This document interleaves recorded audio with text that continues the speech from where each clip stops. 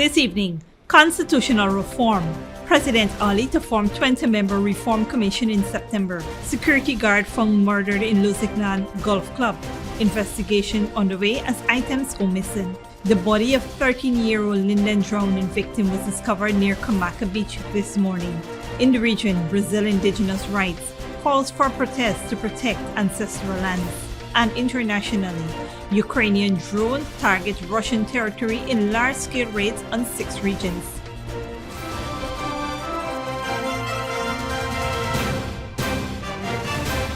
Welcome to this broadcast of Channel 2's Headline News Update for August 31st, 2023.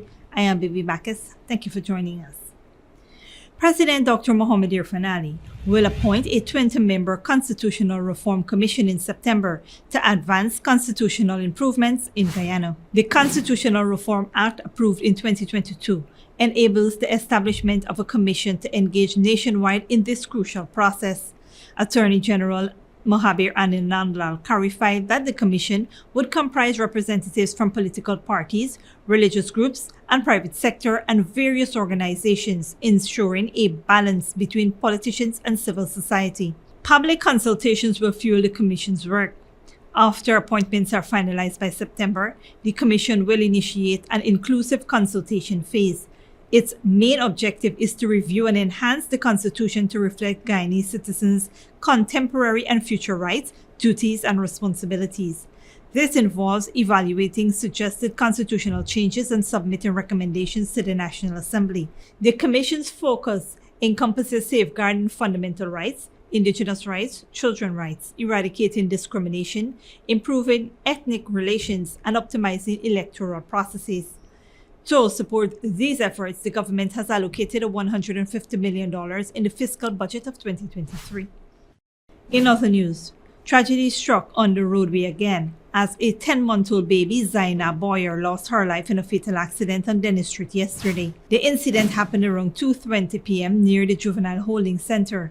It involved 2 vehicles, motorcar HC8812 driven by Kia Morupnarain and motorcar PYY7263 owned and driven by Kerry Boyer.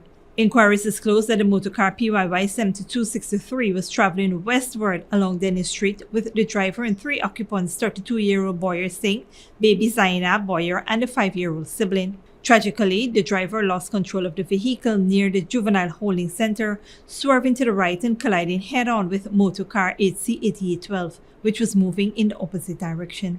Both drivers and all 3 occupants of the motorcar PYY7263 received injuries on their bodies. They were assisted by public-spirited citizens who transported them to the Georgetown Public Hospital, where they were seen and examined by doctors on duty. Unfortunately, little Zainab succumbed to her injuries while receiving treatment. Her body is at the Georgetown Public Hospital's mortuary awaiting a post-mortem examination. This heart-wrenching incident serves as a stark reminder of the importance of road safety and the need for caution while driving. We now turn our attention to the Guyana Police Force's investigation into a possible murder case involving a security guard at the Lusignan Golf Course. A call was made to the Vigilance Police Station around 6:20 a.m. reporting a dead body at the golf club. Upon arrival, the police discovered the lifeless body of a man of East Indian descent in the upper part of the building. The body showed signs of injuries to the head and appeared to be surrounded by dried blood. The victim was identified as 57-year-old security guard Dulchandani of Lusignan Pasture, East Coast Demerara. The man's hands were found bound with shoelaces. It was noted that the club's storage area had been broken into, with 2 grass-cutting machines and 2 cases of Banks beer reportedly missing. The investigation into the incident is currently ongoing. Stick around when we return. Body of 13-year-old Linden Drowning Victim discovered near Coomacka Beach this morning. And Bartik, a businessman, charged with murder after clubbing man to death in a gaming center.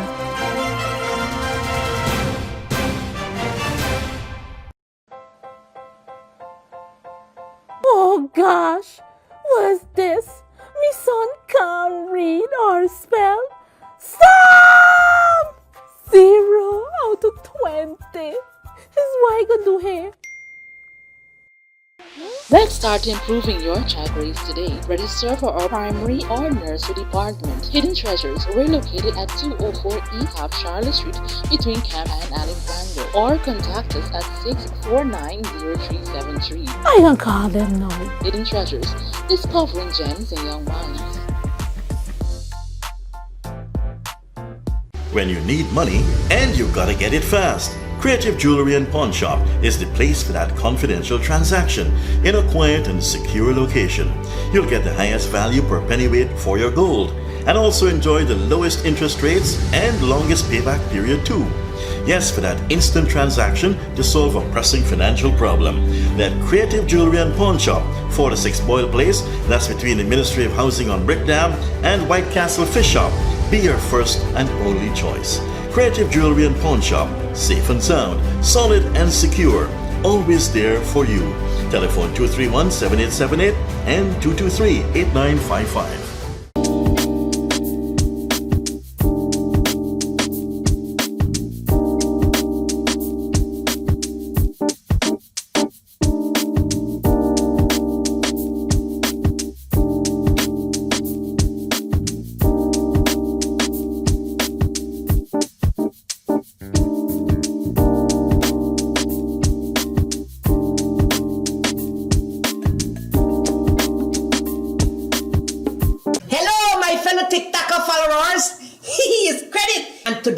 All we will be making Chinese noodles with peppies, chow mein, chicken fritters, and spice cake. For the noodles, all of these will be using peppies, black pepper, cashew, Chinese sauce, soy sauce, garlic sauce, paprika, Chinese seasoning, chow mein seasoning, five spice, and all-purpose seasoning. Next, this chicken that we marinated, soak for all you want to know nothing with peppies, green seasoning, miracle seasoning, pepper sauce, chicken seasoning, paprika, garlic powder, jerk seasoning, black pepper, onion powder, and ginger powder, and document plantain flour, and then this butter we make with this quick piece powder, and we boil in high. We serve with peppies, barbecue sauce. Radhika went to the supermarket and she proper buy up enough things. She feels she alone can cook, but she routine even wrong. She shaped like a guy in a map.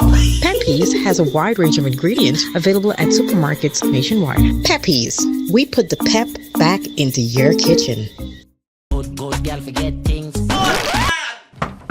What's the problem, Granny? I want money for borrow for those surgery. I was dancing and I fall and fracture my hip. If you need some quick money, you should check Lender's Jewelry and Pawn Shop. Lender's Jewelry and Pawn Shop, Lot 238 South Road Border, Georgetown. Get jewelry made to order in just 72 hours. We also accept vehicles. Lender's, best rates, longest payback period. Boys, I get through. Plus, I could dance again. Lender's Jewelry and Pawn Shop. Welcome back. The body of 13-year-old drowning victim Hassani Mack was discovered floating in the Upper Demerara River near Coomacka Beach, western side, around 5:30 a.m. this morning. The teen's mother, Sorenzi Sobers, community members, and Mackenzie police station officers were involved in the ongoing search for the body in the Coomacka Mines Beach area. The body, which showed no signs of violence, was examined by Detective Constable Wilson before being taken to the Linden Hospital complex, where the doctor pronounced Hassani dead on arrival. Hassani, who his grandmother described as kind, loving, and full of potential, drowned at the Coomacka Mines Beach in Region 10 on Monday, August 29, during an outing with a group that included a 29-year-old Canadian national and his 25-year-old American wife. Despite rescue attempts by the Canadian national, Hassani was submerged due to strong current. The body is at the G. Jetsko Funeral Home awaiting a post-mortem examination. In other news, 35-year-old Raymond Rupnarayan, the businessman from 2nd Avenue, Bartica, who was arrested and placed on $1 million bail for hammering to death Mark Brathwaite, was charged with murder and remanded when he appeared at the Bartica Magistrates Court earlier today, August 31st. Rupnarayan appeared before Magistrate Crystal Lambert, where the charge was read to him. He was not required to plead and was remanded to prison. The court heard that on August 23rd, Rupnarayan was running the Blast Gaming Center outlet on 2nd Avenue, Bartica, for his father when Brathwaite spilled alcohol on the counter. The two got into an argument and Brathwaite allegedly threw beer bottles at Rupnarayan. In response, Rupnarayan armed himself with a hammer and attacked Brathwaite, causing severe injuries. Brathwaite was later pronounced dead at the Bartica Hospital. Rupnarayan will return to court on September 29, 2023. Don't go away after the break. U.S. Commerce Chief calls for a predictable business environment in China, and Ukrainian drones target Russian territory in large-scale raids on 6 regions.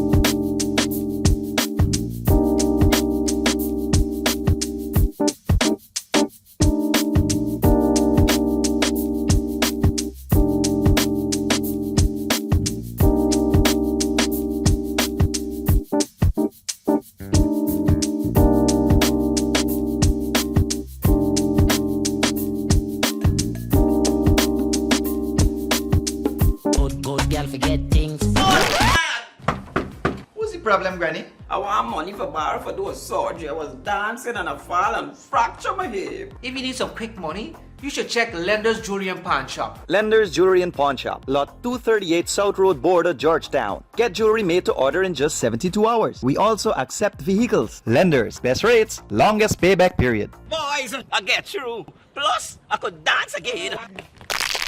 Lender's Jewelry and Pawn Shop. Hello, my fellow TikToker followers. It's Credit, and today all we will be making Chinese noodles with peppies, chow mein, chicken fritters, and poise cake. For the noodles, all of these will be using peppies, black pepper, cashew, Chinese sauce, soy sauce, garlic sauce, paprika, Chinese seasoning, chow mein seasoning, five spice, and all-purpose seasoning. Next, this chicken that we marinated, soak for all you don't know nothing with peppies, green seasoning, miracle seasoning, Pepper sauce, chicken seasoning, paprika, garlic powder, George seasoning, black pepper, onion powder, and ginger powder, and document plantain flour, and then this butter we make with this quick piece powder, and we fry. boil in high. We serve with peppies, barbecue sauce. Radhika went to the supermarket and she probably buy up enough things. She feels she alone can cook, but she routine even wrong. She shaped like a guy in a map. Peppies has a wide range of ingredients available at supermarkets nationwide. Peppies, we put the pep back into your kitchen. Smart Minds Educational Institute, offering preschool, nursery, and primary levels. Finally, a school that is every parent's dream. Located at 69 Crow Street, offering academic excellence, trained qualified teachers, small class sizes, personalized care, and one-to-one attention for your little ones. At Smart Minds, register for full-time or evening classes, daily practice pass exam papers for proficiency at the grade 2, 4, and 6 assessment, and CXE exam preparedness. Or join our Becca Phonics reading and writing program. So if your child is for preschool, nursery, or primary level, come to Smart Mind, located at 69 Street, or call 231-4885 or 600-9229 to enroll now.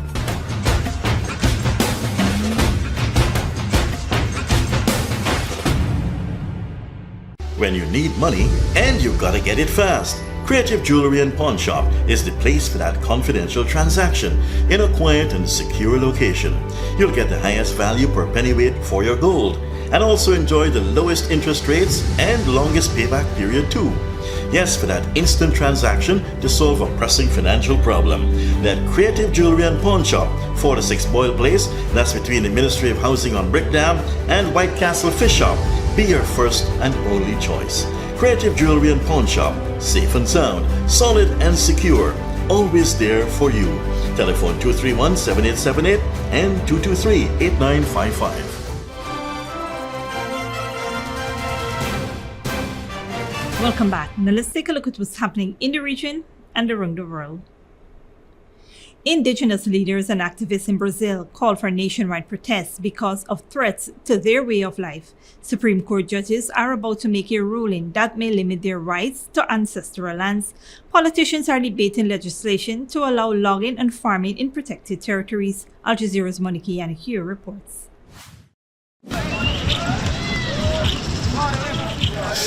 Indigenous people across Brazil once more facing threats to their survival.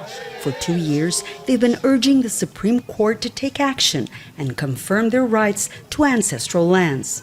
Tribal leaders warning Supreme Court President Rosa Weber that uncertainty has bred violence. Take care of us. We can't sleep in peace knowing that our constitutional rights are being questioned and that we are at the mercy of invaders who grab our lands at any cost. The issue at stake is a landmark case establishing a time frame to limit the number of indigenous reserves in Brazil. If approved, only tribes living on their territories at the time Brazil enacted its constitution in 1988 can claim them. E aí a gente tem grande problema com essa data. We have a problem with that date. Before 1988, many indigenous peoples were forced out of their territories at gunpoint. Brazil was a military dictatorship and they had no means to fight for their rights. If the 1988 time frame is established, their land claims and hundreds of others will be annulled. But even if the justices rule in their favor, Brazil's indigenous peoples are facing a still greater threat. This time from the conservative-dominated Congress. The powerful farm lobby is pushing for a bill that will open protected indigenous territories to commercial activities, such as logging and farming. It also allows the government to reclaim existing reserves. Environmentalists say that this legislation not only puts the survival of hundreds of tribes in danger, but also that of the Amazon rainforest. And with the clear possibility of conflicting rulings from each branch of the government, there's uncertainty on both sides of the debate about exactly what land rights in Brazil will mean in practice. Monica Yanakiev, Al Jazeera, Rio de Janeiro. Internationally, the United States wants to work with China to ensure a more predictable environment for U.S. businesses in Shanghai. Commerce Secretary Gina Raimondo has told officials in the economic hub. Al Jazeera's Katrina Yu reports. The U.S. Commerce Secretary ended her trip to China with a stop at the theme park described as the happiest place on earth, Disneyland in Shanghai. Gina Raimondo is the fourth high-ranking U.S. diplomat to visit in recent months, tasked with injecting positivity into the increasingly fraught bilateral relationship. The U.S.-Chinese relationship is too consequential. We can't drift to a place of greater conflict. It's not good for the U.S., it's not good for China, it's not good for the world. So we have to commit ourselves to take some action. Raimondo met Premier Li Qiang, who said economic ties were the ballast of Sino-U.S. relations. But that relationship is under increasing pressure. Raimondo says U.S. firms have told her China has become uninvestable and too risky, pointing to recent raids by Chinese security forces on foreign companies. She's renewed calls for the Chinese government to level the playing field for foreign firms. Her visit also comes weeks after the U.S. issued another round of investment curbs targeting Chinese technology firms. Trust in the U.S.'s intention to negotiate in good faith is reached absolute zero. We've heard American officials kind of say all the right things about seeking cooperation with China, but then send, I think at best, very mixed messages by continuing to pressure Chinese companies, to put sanctions on Chinese entities. Officials here have criticized American efforts to block China's access to advanced semiconductors, a topic Raimondo said was not open for debate. However, during a meeting with Commerce Minister Wang Wentao, the two sides did agree to form what they called an information exchange to discuss export controls, as well as a new working group focused on commercial issues. I'm willing to work with you to create a good business environment. But further disagreements plagued the 4 days of discussions. China says the U.S. is overgeneralizing so-called national security to contain China's economic growth, something Raimondo denies. We're not targeting China. We're targeting certain behavior. The Chinese government is defending its treatment of U.S. firms, saying it's working to improve market access for the 70,000 that operate here. Expectations for this visit were low, though the opening of new communication channels is seen as a win for business and a positive step towards stabilizing ties. And it's hoped another step towards a meeting between Presidents Joe Biden and Xi Jinping at the APEC summit later this year. Katrina Yu, Al Jazeera, Beijing. And finally, Ukraine launched drones against targets in 6 Russian regions, including an attack on an airport in western city of Pskov, located near the border of Latvia and Estonia, where military transport aircrafts were reportedly damaged amid explosions and a massive fire. Russia hit back with airstrikes on the Ukrainian capital, killing at least 2 people. Al Jazeera's Rob McBride reports. This was one of the most intensive exchanges of missile and drone strikes so far in the war. Attack drones struck 6 regions inside Russia, with the most northerly target an airbase near the city of Pskov, where it's reported more than 20 drones were used, starting large fires. 4 giant transport planes on the ground were hit, although the extent of the damage is disputed by both sides. Moscow says it downed many of the attacking drones, accusing Kyiv of targeting civilians, assisted by its Western backers. Ukrainian drone attacks on civilian objects confirm the terrorist essence of the Kyiv regime once again. It's clear that Ukrainian drones weren't able to fly those distances without assistance from Western satellite information. Russia has warned the strikes will not go unpunished. As is often the case, Ukraine hasn't confirmed it's behind these latest strikes, merely referring to them cryptically as accidents happening on Russian territory. But leaders in Kyiv say that air bases used to launch attacks on Ukrainian territory are legitimate targets. Just before daybreak Wednesday, much of Kyiv was awoken by a series of explosions as more than 40 Russian drones and missiles targeted the city in waves from all directions, with Ukraine claiming to have shot down nearly all of them.